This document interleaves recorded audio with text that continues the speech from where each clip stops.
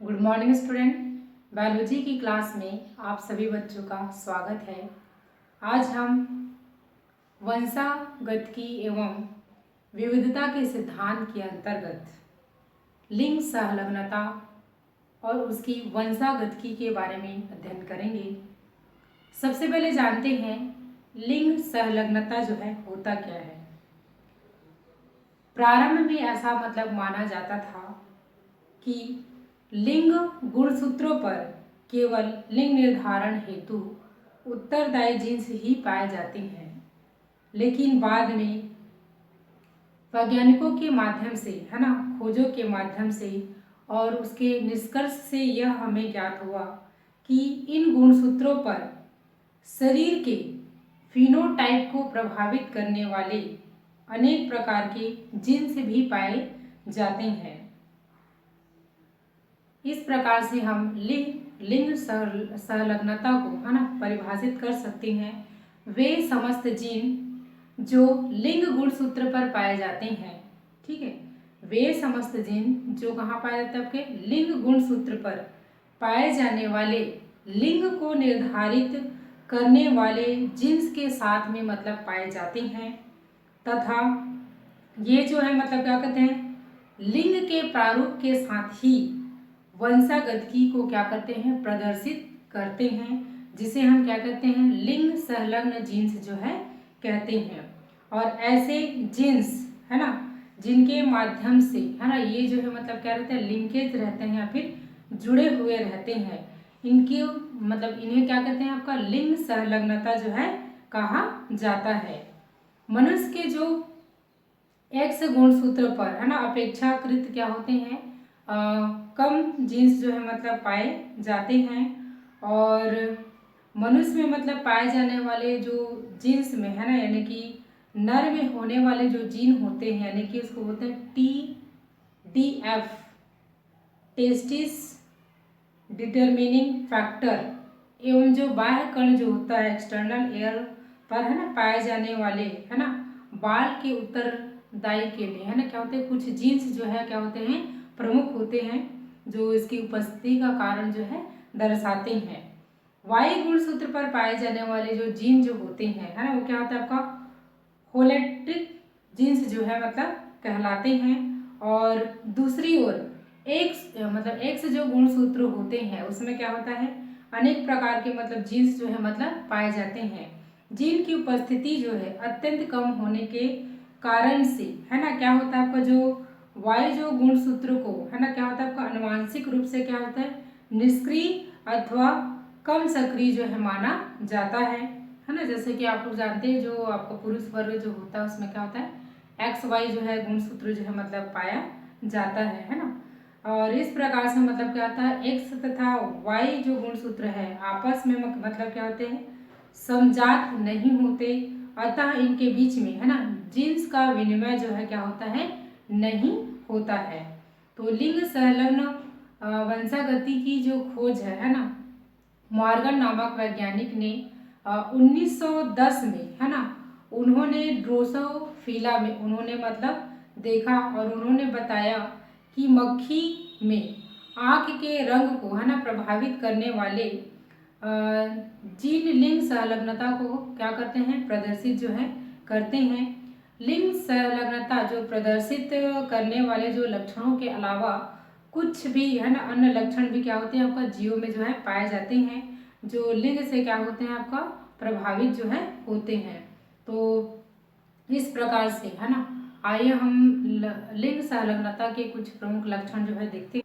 माता के लिंग संलग्न जो जीन है वो पुत्र में और पुत्री दोनों में जाते हैं। दूसरी विशेषता है, लिंग संलग्न जीन है अधिकांशतः क्या होते हैं, आपका अप्रभावी होते हैं। प्रभावी जो लिंग संलग्न जो जीन होते हैं नर तथा मादा में दोनों में समान रूप से क्या होते हैं, अभिव्यक्ति होती है, यानी कि लक्षण जो है दिखाई देते हैं। उसी प्रकार से जो आपका पिता द्वारा जो लिंग संलग्न लक्षण है वो पुत्र में कभी नहीं जाते हैं, और जबकि पुत्री में पिता के ये जो जीन होते हैं यानी कि एक्स के माध्यम से जो पिता का जो गुण होता है वो पुत्री में जाता है। ठीक है, तो इस प्रकार से लिंग संलग्न वंशागति की कुछ प्रमुख विशेषताएं हैं। आइए जानते हैं कि लिंग संलग्नता से संबंधित कुछ उदाहरणों के बारे में कि उनकी वंशागतिकी के माध्यम से, है ना, हम कैसे लिंग संलग्नता को आसानी से समझ सकते हैं।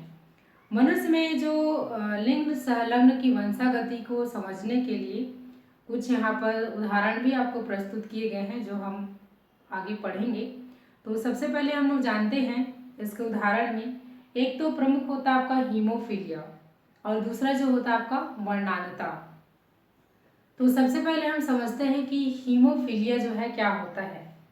हीमोफीलिया जो है ना, यह मनुष्य में पाया जाने वाला एक खतरनाक जो है मतलब क्या होता है रोग होता है ना, जिससे व्यक्ति की जान भी जा सकती है, क्योंकि इसके रोगी के जो रक्त में, है ना, रक्त जो जमने की जो क्षमता जो है मतलब पाई जाती है, वो जो है क्या होता है, वो क्षमता जो है नहीं पाई जाती। जैसे कि एक सामान्य जो मनुष्य होता है उसमें जब क्या होता है, अगर किसी स्थान में अगर चोट लग जाता है तो आप देखेंगे 1 से 2 मिनट के अंदर में रक्त का जो है थक्का जो है बनने लग जाता है। लेकिन अगर जिस व्यक्ति को, है ना, क्या है आपका हीमोफीलिया रोग से अगर वो व्यक्ति पीड़ित है तो उसमें आप देखेंगे चोट लगने के बाद, है ना, रक्त का जो बहाव जो होता है, स्राव जो होता है, वो लगातार जो है मतलब क्या होता है निकलते ही रहता है, थक्का जो है नहीं जम पाता है। तो इस कारण से क्या होता है, शरीर का जो संपूर्ण रुधिर जो होता है या रक्त जो होता है वो शरीर से बाहर निकल जाता है। इस कारण से व्यक्ति की मृत्यु जो है हो जाती है और रक्त का, है ना, पूरी तरह से शरीर से बाहर निकलने के कारण ही इस रोग को ब्लीडर्स रोग के नाम से भी जाना जाता है। हीमोफीलिया जो रोग जो होता है वो 2 प्रकार का होता है। पहले जो होता है आपका हीमोफीलिया ए। हीमोफीलिया ए में, है ना, आपका होता है कि यह जो है क्या होता है आपका एंटी हीमोफिलिक ग्लोबिन, है ना, की कमी के कारण से होता है ना, यानी कि ये क्या होता है प्रोटीन होता है ग्लोबिन, है ना, ग्लोबिन प्रोटीन होता है जिसकी कमी के कारण से हीमोफीलिया ए रोग जो है होता है। उसी प्रकार से हीमोफीलिया बी होता है जिसमें आप देखेंगे कि यह जो रोग जो होता है ना, जो आपका रक्त प्लाज्मा में क्या होता है आपका थ्रोम्बोप्लास्टिन, है ना, कमी के कारण से होता है ना। थ्रोम्बोप्लास्टिन नामक क्या होता है आपका प्रोटीन पाया जाता है और इसकी कमी के कारण से क्या होता है आपका हीमोफीलिया बी, है ना, रोग जो है होता है।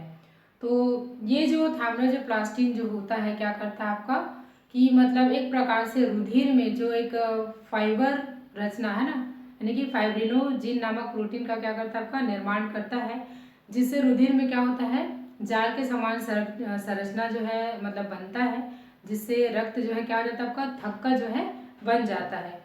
तो यह जो है थ्रोम्बोप्लास्टिन की कमी के कारण से मतलब क्या होता है वो थक्का जो है नहीं बन पाता है, जिसके कारण से क्या होता है मतलब मनुष्य का जो रुधिर है वो शरीर से क्या हो जाता है बाहर निकल आता है और जिससे रोगी की मृत्यु जो है हो जाती है।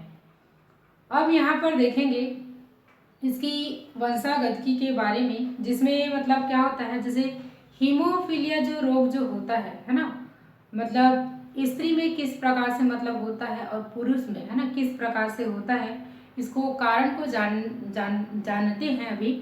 तो देखते हैं जैसे हीमोफीलिया जो रोग है ना पैदा करने वाला, है ना, इसमें क्या होता है आपका एक आपका अप्रभावी जो है जीन होता है और, है ना, जैसे कि आप लोग जानते हो कि जो मनुष्य में, है ना, क्या होता है जो महिला वर्ग जो होते हैं उसमें क्या होता है एक्स क्या होता है आपका गुणसूत्र जो है प्रेजेंट होता है और जो पुरुष वर्ग जो होता है उसमें क्या होता है आपका XY जो है गुणसूत्र होता है। तो यहाँ पर हम देखते हैं कि हीमोफीलिया जो रोग होता है, ठीक है,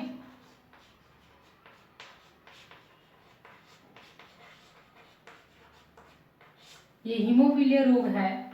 तो हीमोफीलिया जो रोग जो होते हैं, है ना, उसमें मतलब जो कारक हम लेते हैं, है ना, उसको हम किससे दर्शाते हैं, H से दर्शाते हैं। किससे दर्शाते हैं, H से दर्शाते हैं। तो यहाँ पर ध्यान देंगे आप लोग, एक जो होता है इसमें हीमोफीलिया, है ना,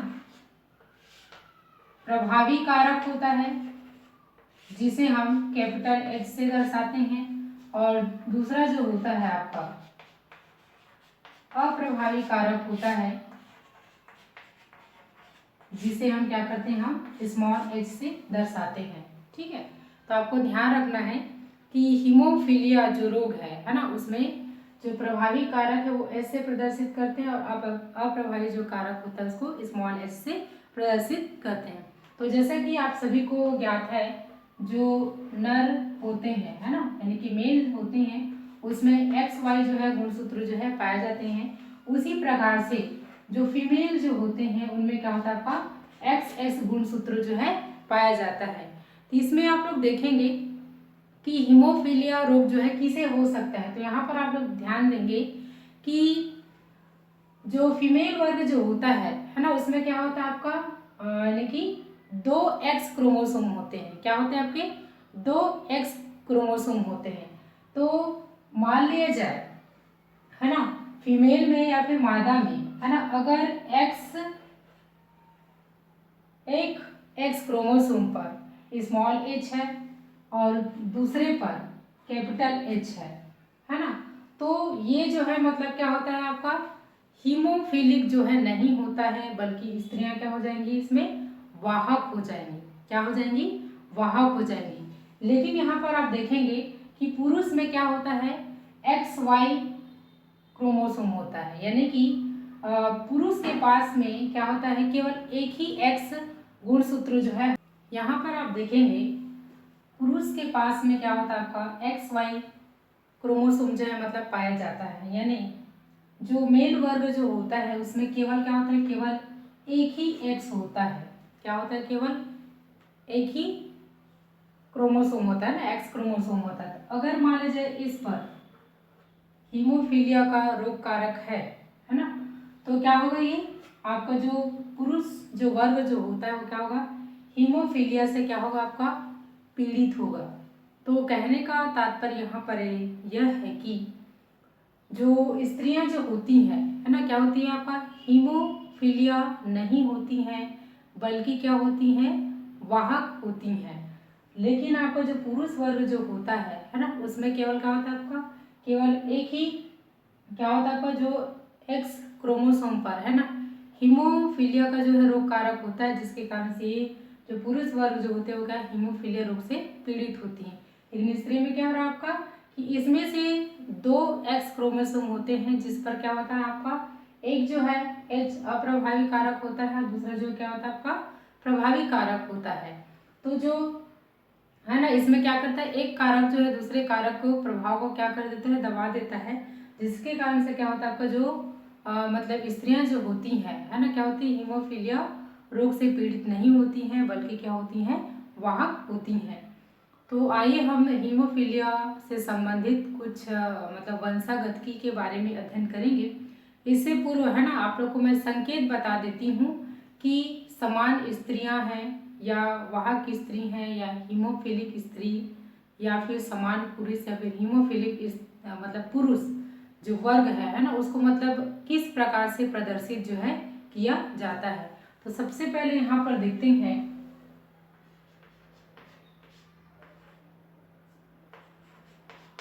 सामान्य स्त्री। सामान्य जो स्त्रियां जो होती हैं उन्हें XX से प्रदर्शित जो है करते हैं। उसी प्रकार से वाहक स्त्री हैं, उन्हें क्या करते हैं, एक जो X क्रोमोसोम होता है उस पर H जो है प्रदर्शित जो है करते हैं। उसी प्रकार से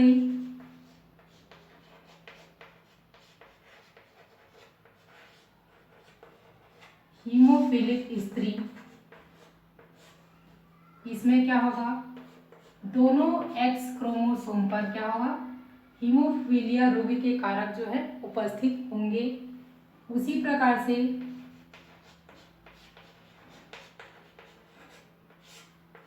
सामान्य पुरुष, तो सामान्य पुरुष को हम XY से प्रदर्शित करते हैं और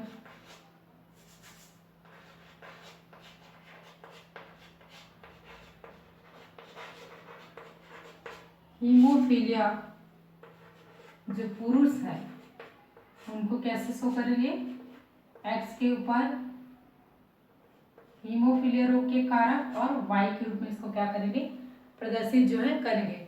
तो इस प्रकार से आपको इस संकेत को ध्यान में रखना है।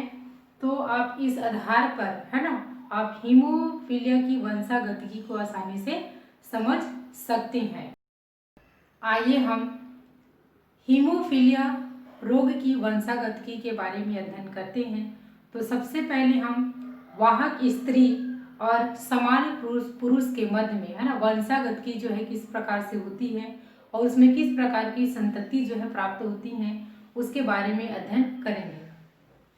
यहाँ पर हम क्या देखेंगे, वाहक स्त्री और सामान्य पुरुष के मध्य, है ना, वंशागतिकी को हम अध्ययन करेंगे। तो आपको मैंने आप लोग बताया इसके पूर्व संकेत जो है किस प्रकार से आपको लिखना है। तो जो वाहक जो स्त्रियां जो होती हैं, है ना, उसका संकेत क्या है आपका, एक्स क्रोमोसोम पर हीमोफीलिया रोग का कारक और एक्स में नहीं रहेगा। ठीक है, तो इस प्रकार से। और आपका जो सामान्य जो पुरुष है वो क्या होगा, आपका एक्स वाई से प्रदर्शित जो है करेंगे। तो यहाँ पर, है ना, हम देखेंगे कि किस प्रकार से, है ना, इसमें हम वंशागतिकी जो है करेंगे। तो यहाँ पर हम इसको इस प्रकार से लेते हैं।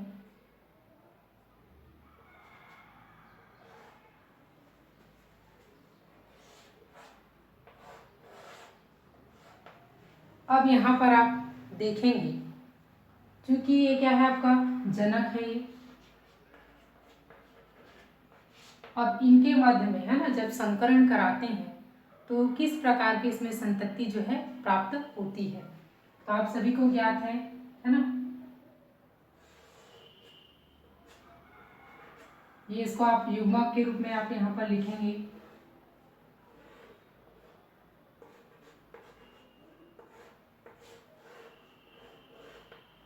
इस प्रकार से, उसी प्रकार से यहाँ पर भी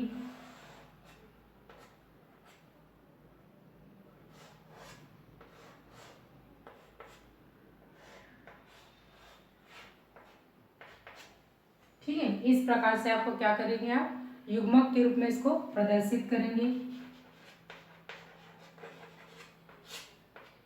अब इनके मध्य, है ना, संकरण करेंगे। तो क्रॉस करने का तरीका मैंने आप लोग को पहले ही बता चुका है। तो यहाँ पर देखेंगे, पहले इनका क्रॉस जो है इनके साथ में आप करेंगे। तो यहाँ पर जो प्राप्त संतति है ना, वो क्या बनेगा आपका, इस प्रकार से आपका प्राप्त होगा। तो आप इसे ऐसे लिख सकते हैं।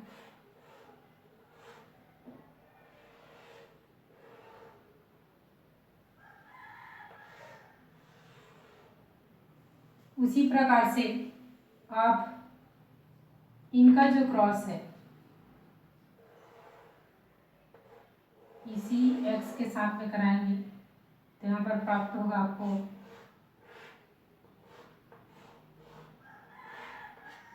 एक्स एक्स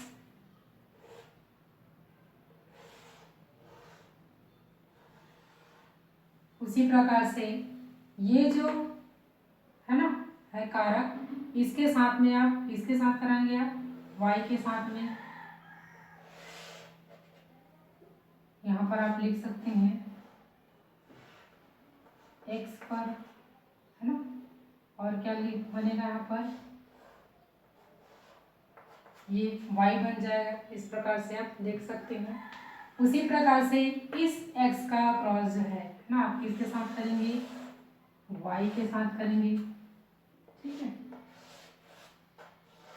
तो यहाँ पर देखेंगे क्या बनेगा, ये x और बनेगा यहाँ पर y। ये इस प्रकार से यहाँ पर क्या होगा, संतानों का या फिर कारक का जो निर्माण जो है होगा। इस प्रकार से हम यहाँ पर प्राप्त संतति को आसानी से पहचान सकते हैं। तो यहाँ पर देखेंगे यहाँ पर देखो डबल एक्स है, लेकिन यहाँ पर एक एक्स के है ना पर क्या है आपका हीमोफिलिक का रोग कारक है। यहाँ पर जो संतति प्राप्त होगा वो क्या होगा आपका वाहक पुत्री होगी। ठीक है, यहाँ पर डबल एक्स है तो ये क्या हो जाएगा आपका सामान्य पुत्री हो जाएगी। यहाँ पर देखिए एक्स वाई क्रोमोसोम है, लेकिन एक्स पर क्या आपका हीमोफीलिया का रोग कारक उपस्थित है, इसलिए जो संतान बनेगा वो क्या होगा आपका हीमोफिलिक पुत्र होगा यहाँ पर। उसी प्रकार से आपका एक्स वाई है तो यहाँ पर कोई हीमोफिलिक रोग कारक नहीं है, यानी क्या है ये सामान्य क्या प्राप्त होगा यहाँ पर पुत्र जो है प्राप्त होगा। तो इस प्रकार से आप आसानी से इसमें क्या कर सकते हैं कि हीमोफिलिक की है ना वंशागति करके आप उत्पन्न संतानों के बारे में जान सकते हैं। तो ये जो है क्या है आपका संतानें हैं। तो यहाँ पर आप देखेंगे कि अगर ये वंशागति जो है ना 200% में मतलब किया जा रहा है, तो यहाँ पर आप आसानी से बता सकते हैं अगर पूछे कि कितना परसेंट यहाँ पर प्राप्त हो रहा है ना, तो ये क्या होगा आपका 50% ये हो जाएगा, 50% सामान्य पुत्री, 50% सामान्य पुत्र और 50% हीमोफिलिक पुत्र जो है क्या होगा यहाँ पर प्राप्त हो सकता है। इसी प्रकार से है ना आपका हीमोफीलिया के कुछ उदाहरण जो है आपको दिए गए हैं, जिसका आप जो है प्रैक्टिस करेंगे और इसके माध्यम से है ना आप जो है इसको आसानी से या इन उदाहरणों के माध्यम से आप आसानी से समझ सकते हैं। धन्यवाद।